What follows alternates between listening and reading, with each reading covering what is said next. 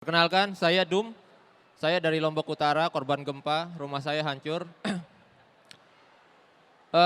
Saya lahir di Mekah, Saudi Arabia, luar negeri ya. Jadi selama saya di Lombok itu ketika ditanya, "Mas, siapa?" "Saya Ahmad Rosidi, tapi biasa dipanggil Dum." "Oh gitu, lahir di mana?" "Di Mekah." "Mekah? Ini kampung mana lagi sih?" Gitu.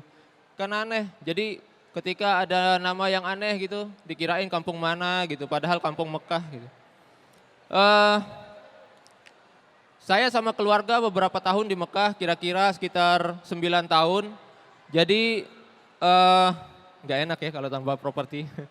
Jadi saya di sana selama 9 tahun lebih kayaknya orang tua saya sampai 7 tahun beranjak dewasa gitu, kemudian masuk SD, sekolah di situ.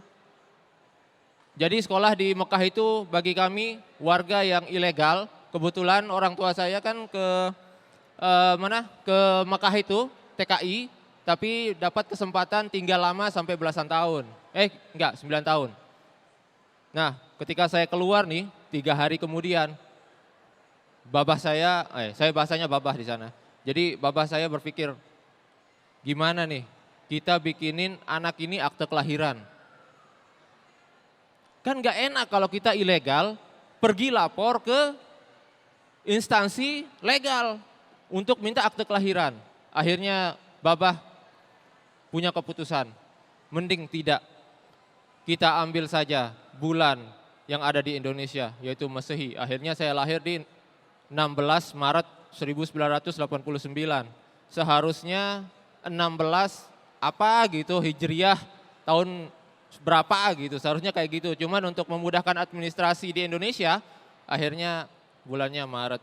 Kebayang nggak sih saya baru berumur 3 tahun bilang gini, "Babah, jangan kau lakukan laporan itu, Babah. Aku ini masih kecil dan ingin menikmati hidup di Mekah." Kan nggak mungkin kayak gitu, gila sekali kan. Nggak lucu ya. Jadi di Mekah itu pelayanan publiknya luar biasa. Jadi kita datang ke instansi, saya dikirain sama babah gitu, datang ke instansi, woi pegawainya cowok-cowok ganteng-ganteng gitu ya, tinggi, gagah gitu, pakai hijab, pokoknya rame lah, pakai kacamata gitu ya, cowok berhijab, maksudnya ya cewek-cewek yang di belakang, wah mau dong ke Mekah gitu. Nah jadi enggak, itu yang cewek maksud saya kok dia yang seneng, yang cowok. Jadi begitu teman-teman. Jadi keluarga saya itu kehidupannya pas-pas di Mekah itu. Jadi saking pas-pasnya, pas untuk beli beras, pas untuk beli lauk, pas untuk beli ayam, beli kambing setiap sekali dalam 2 minggu, beli mesin cuci, beli AC gitulah, pas-pasan pokoknya. Jadi kita punya kebiasaan memelihara kucing di rumah. Jadi di rumah itu kita melihara satu betina, kucing betina. Nah, kenapa kita milih betina? Untuk memudahkan memelihara dan menjaganya. Ternyata kucing saya ini hamil di luar nikah. Beberapa saat kemudian gitu, perutnya semakin besar, wah kayaknya kucing saya ini sedang masuk angin gitu. Wah kayaknya cacingan, akhirnya diperiksa, enggak. Mama saya bilang, ini bukan cacingan, dia sedang hamil. Histeris, saya merasa sangat histeris. Kucing saya ini betina kok bisa hamil padahal belum nikah, kan aneh.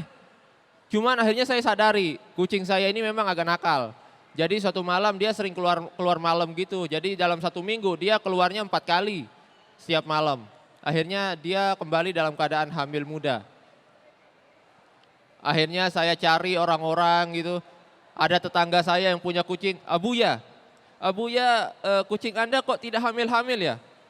Iya Mas, kucing saya ini cowok, oh sorry.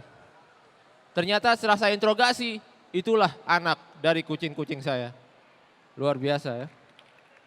Akhirnya saya berencana kalau punya kucing satu lagi, saya mau pelihara dia dan sekolahkan dia itu di sekolah yang khusus untuk kucing yang cewek. Woi, jadi semua apa kos-kosan cewek, asrama cewek gitu, belajar di kelas cewek semua gitu di kos-kosannya banyak berserakan lipstik gitu, bedak dan sebagainya. Akhirnya ada kucing cowok yang datang kenalan gitu, nggak bisa masuk sekolah cewek karena dia cowok.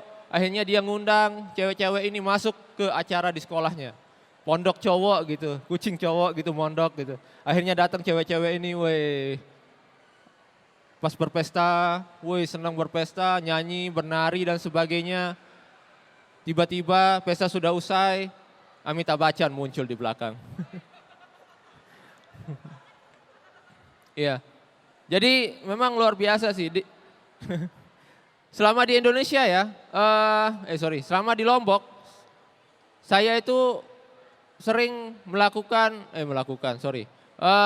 merubah KTP dan akte kelahiran di salah satu instansi di Lombok Utara. Jadi saya datang gitu, Mbak, ini saya mau KTP, dicek dulu dong, rusak.